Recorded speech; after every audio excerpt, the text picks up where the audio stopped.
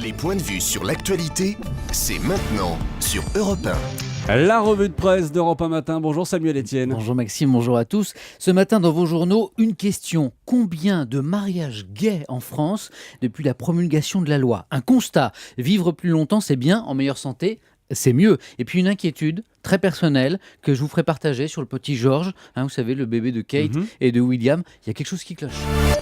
Bon, avant de parler du bébé, d'abord vous aimeriez vous adresser aux plus jeunes de nos auditeurs. Oui, j'aimerais les rassurer, ces pauvres enfants qui sont peut-être tombés ce matin sur la une du Parisien aujourd'hui en France. Alors déjà, se pencher sur les fournitures scolaires à 20 août, c'est sadique. C'est ne pas penser à tous ces jeunes vacanciers, insouciants, détendus, bronzés, qui paf vont tomber sur la une du journal ce matin. Ah oui, c'est vrai, la rentrée scolaire, c'est dans 2 semaines déjà. Mais le pire, Maxime, c'est l'éditorial que je vous lis. Pour les enfants, la rentrée est faite de petits bonheurs, retrouver son univers familier, ses copains, préparer son nouveau cartable. Du grand n'importe quoi, oui. De quoi culpabiliser ces pauvres enfants. Ah bon, je devrais me réjouir de la fin des vacances, hurler de joie à l'idée de me retrouver enfermé entre 4 murs sous le regard d'un prof sadique. Amis enfants qui nous écoutez ce matin sur Europe 1, vous n'êtes pas seuls. Certains adultes aussi ont préféré les vacances à l'école et ça ne nous a pas empêché de réussir dans la vie, de devenir journaliste par exemple. Par exemple. Je reste un instant encore plus sérieusement dans ce dossier du Parisien consacré aux bons conseils donc pour acheter les fournitures scolaires sans se ruiner. On en parlait dans le journal à l'instant, où j'ai appris dans ce dossier que le stylo, comme la fraise, était un produit de saison. Je cite Monsieur Serge Papin, PDG de Système U.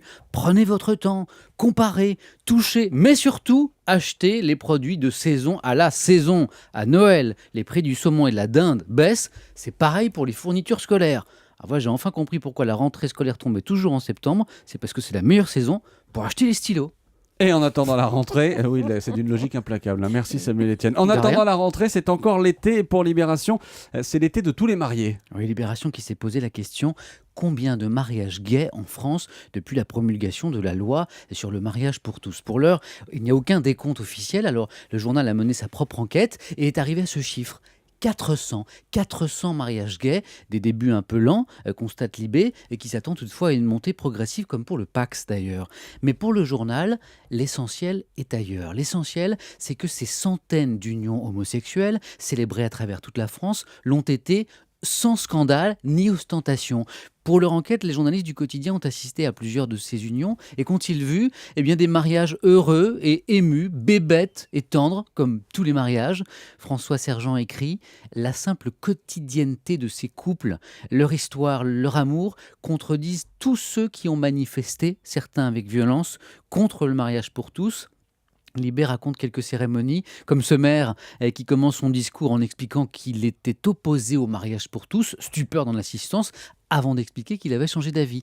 Ou de cet autre élu qui avoue que pour son premier mariage gay, il a un peu bafouillé au moment de dire le second « monsieur » et que tout le monde avait bien rigolé. Je vais essayer de ne pas bafouiller Samuel. Famille encore, mais famille royale. C'est très bien.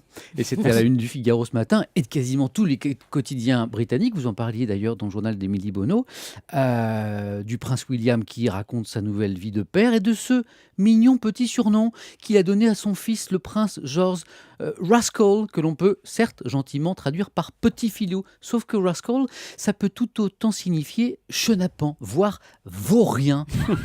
Et pourquoi cet adorable surnom ? Parce que George explique son père, il gigote beaucoup, il veut jamais aller au lit. Oui, c'est normal, William, c'est un bébé, il n'a pas encore un mois.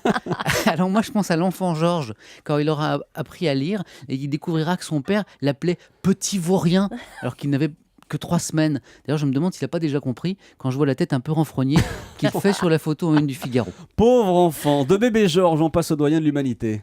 Et on reste avec le Figaro qui se demande si le Bolivien Carmelo Flores Laura a bien 123 ans, ce qui ferait de lui l'humain ayant vécu le plus longtemps, devant donc la Française, notre Française, Jeanne Calment. Le problème, c'est qu'il y a un os, ou plutôt une dent, car le médecin légiste et anthropologue Philippe Charlier explique que la seule méthode biologique pour déterminer précisément l'âge d'un adulte, c'est de lui extraire une dent pour voir ce qu'il y a dessus en fait, parce que chaque année se dépose une couche supplémentaire de ce qu'on appelle le sément, c'est le tissu dur de la dent. Sauf que Carmelo Flores Laura, il n'a plus de dents. Ce qui va Ah rendre oui. difficile Ça va être plus compliqué. la certification de son âge. Alors, une bonne nouvelle, maintenant, c'est toujours dans le Figaro, c'est que des scientifiques américains viennent de confirmer la compression de morbidité. Alors, je traduis, la bonne santé se maintient de plus en plus longtemps au cours de la vie, les maladies invalidantes arrivent de plus en plus tard. L'autre bonne nouvelle, Maxime, c'est qu'il se pourrait bien que ce phénomène soit encore plus marqué en Europe qu'aux États-Unis, en raison des politiques sociales et de santé publique des deux côtés de l'Atlantique. Et ça, c'est une étude européenne qui le dit. Avant de se quitter, Samuel, ça y est, c'est décidé, le cannabis est légalisé en France. Ouais, en tout cas dans le cahier d'histoire fiction de Libération. De la fiction, Mais voilà, on le précise, fiction, la le fiction. mot est important. Le journal a imaginé que Nicolas Sarkozy a pris cette décision en 2008. Je sais que vous en avez parlé avec Stéphane Le Foll tout à l'heure. 5 ans après, eh bien, tout le monde est content. Les agriculteurs, les finances publiques, avec les taxes qui peuvent désormais frapper cette activité devenue légale, les policiers qui peuvent consacrer leur force à autre chose qu'à courir après les fumeurs de joint, les jeunes chômeurs qui se battent pour décrocher un job de contrôleur qualité à la française du cannabis. Il faut dire que le travail consiste à vérifier la qualité de la production en la goûtant, bien sûr. Heureux aussi Yannick Noah, qui a fondé une chaîne de 200 cannabistros, c'est le McDo du pétard. Pardon.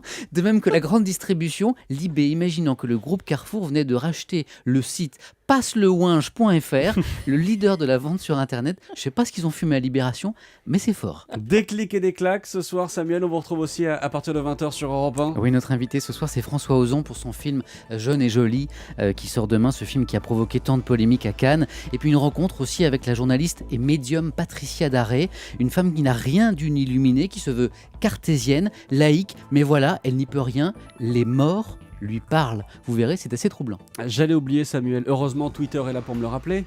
Bonne fête. Ah, c'est gentil. C'est la Saint-Samuel aujourd'hui. À tout à l'heure, Samuel.